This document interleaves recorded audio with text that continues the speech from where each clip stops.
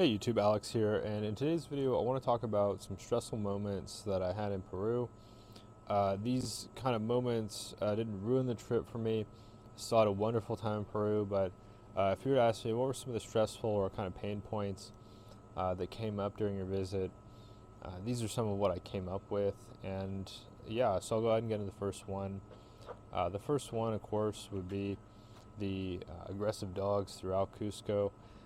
I'm, really enjoy dogs myself, but unfortunately in Cusco, they have quite a few dogs that they don't really have a solid place to live, and they don't have consistent food, and they're often not spayed or neutered, and so it does become kind of a health hazard. And in fact, it was in 2019.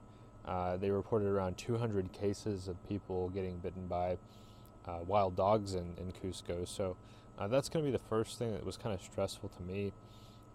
I nearly got bitten when I was actually close to my hotel. This is in the San Blas neighborhood, the very popular kind of premier tourist neighborhood in Cusco. And there was I think it looked like a husky, just wouldn't leave me alone. And eventually a local, maybe his owner or somebody that the dog recognized, kind of told the dog, to leave me alone or whatever, and that worked, and I left. But aside from that, there were also times where I was trying to film in the hills of Cusco, different kinds of cool-looking neighborhoods that you see from San Blas, but that are not really touristic areas, and definitely up there, a lot of folks do have these sort of guard dogs, and they can be quite aggressive.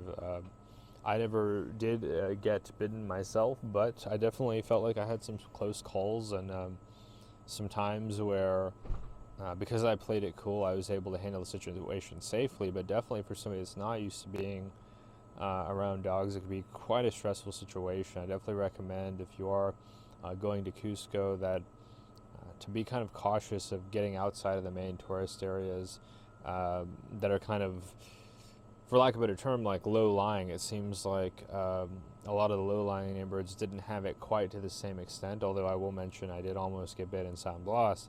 It seems like that's much more the case when you get to the neighborhoods with a lot more local people. And so yeah, I'd say especially local people that may, they may not be able to afford a really nice security system that is effective, and for them, having a dog like that is that's what they can do. But anyway, just that was probably the biggest thing, and the rest of these things aren't as stressful, but kind of annoyances and things like that. The first thing that I'll mention, or the next thing I'll mention here, the unexpected party at my hostel. Within a couple of days of arrival, I had booked a private room in a hostel, and the hostel threw a party, and that was kind of upsetting to me because it was during some pandemic restrictions. Of course, I'm not gung-ho about all the restrictions everywhere. I think that there needs to be some kind of balance to the situation, especially now that we know what we know about it, and we have some modern health solutions and remedies to kind of prevent it. But at this time, this was much earlier on, and it wasn't cycling. It's still not down there. The solution is still not in South America. So yeah, it was kind of bothersome, not to mention that this party also went to 1 or 2 a.m. and so I had a really hard time sleeping that night. That was really stressful. Keep in mind, even though a lot of things still have some degrees of shutdown or are freshly coming out of shutdowns, that's the kind of thing that you have to be cautious about when it comes to hostels anywhere in the world. Is in this case, even though there was rules against it, and I thought that would prevent that kind of situation from happening, they still had that event, so that was kind of stressful. The next thing, I mentioned before, in Colombia, I got bumped by a car at least once. Driving can be kind of reckless or careless, especially in Cusco, but also in Lima. Really, Peru in general can have some kind of dangerous driving patterns, and so you have to be really careful as a pedestrian. Even if the light says green, or you have the impression you can go, double, triple, quadruple check to make sure you can go, and be aware of your surroundings, especially when you're near roads, because it can be quite dangerous. I'll go ahead and get into some more points here. The next point I'll make here about kind of stressful moments in Peru, I found, especially in Cusco, of course, Cusco is especially touristic, that the vendors can be kind of shouting on the streets, and that can be kind of overwhelming if you're not a fan of people being in sort of your personal space and kind of raising their voices and trying to sort of sell their wares or do their trade. That could be bothersome in some parts of Cusco. Depending on where you're at, it really can be overwhelming. And Plaza de Armas is especially that way, where you're unlikely to go to Plaza de Armas without encountering at least 5 or 10 salespeople trying to do business with you, basically. So that can kind of get old and kind of stressful, especially because I stayed there for around 2 months. So definitely, you see the same people after 6 weeks that are still offering you the same stuff. You're like, hey, I'm not interested in that, or I've already done that. In some cases, I already did the thing they were suggesting, and I wasn't interested in doing it again. So that can get kind of old, kind of stressful. You want to be respectful, but at the same time, it's like it can feel like you're running the gauntlet when you got to say no, no, no, no, no, no, like over and over again. Kind of moving past that, one thing that did get kind of old was one of the hotels that I stayed at in Cusco. I really liked the hotel, and almost every other way, basically every way, it was my favorite hotel of the trip.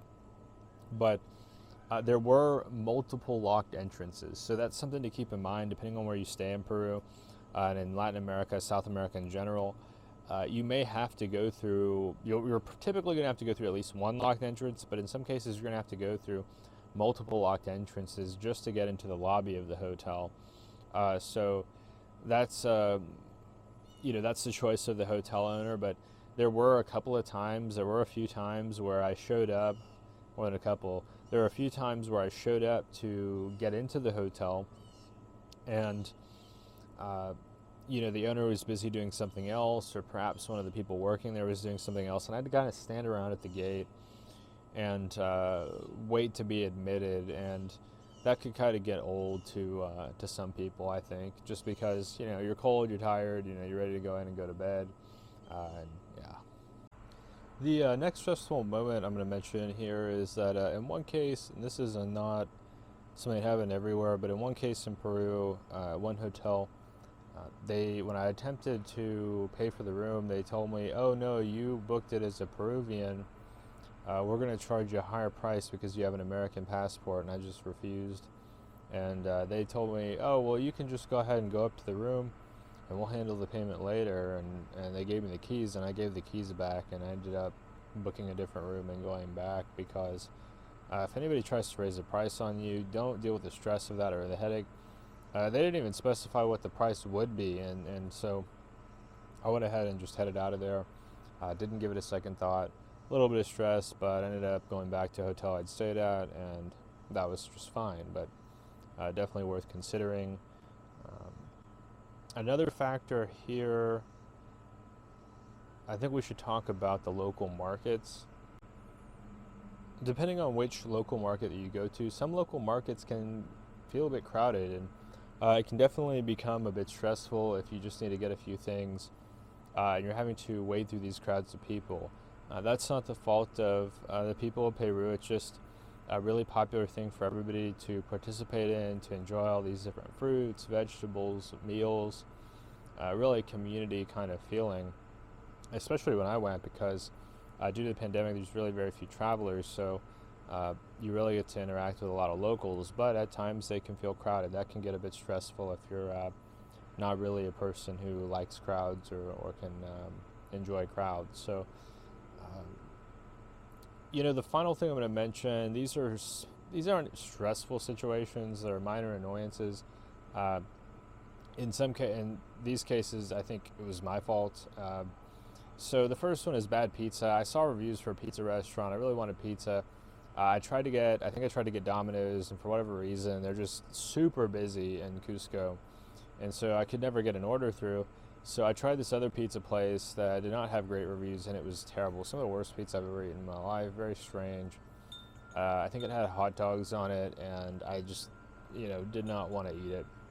The next thing, I didn't know the Spanish word for tripe. I accidentally ordered tripe. Fortunately, I was able to change it after realizing what I'd ordered. The waitress was really cool, let me do that, not a big deal. And then the final thing is I ate at a restaurant, this really cool vegetarian restaurant in Cusco, and the owner, tried to indicate to me, hey, you got here at like 11 a.m., we open at noon, so I'll start preparing your meal at noon. I thought she was saying I had to raise my price, due to inflation. It's going to be 12 soles as opposed to 10 soles.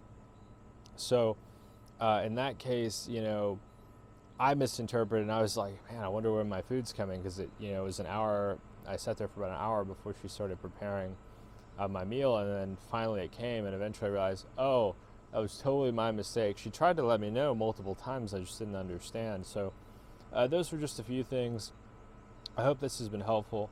This video, I've kind of discussed some of the stresses of Peru, some of the stressful moments that I had in Peru. Talking about the dogs, unexpected party. Somebody attempted to try to overcharge me. Something I didn't mention, but the Sunday lockdowns could be a bit stressful. I didn't really get too into that because that was more of a temporary thing, I think. I think by the time that you get around to visiting Peru, that's not going to be a thing. But yeah, and then also a few things that were my fault: the pizza, the tripe, and also the miscommunication as far as time versus price. So, like I said, if it's been helpful, definitely subscribe to the channel down below. Give us a thumbs up, and let us know what you think down in the comments. I'm always looking to know what my viewers think and kind of how I can help, and feel free to suggest ideas for videos. But anyway, until next time, I'll see you later.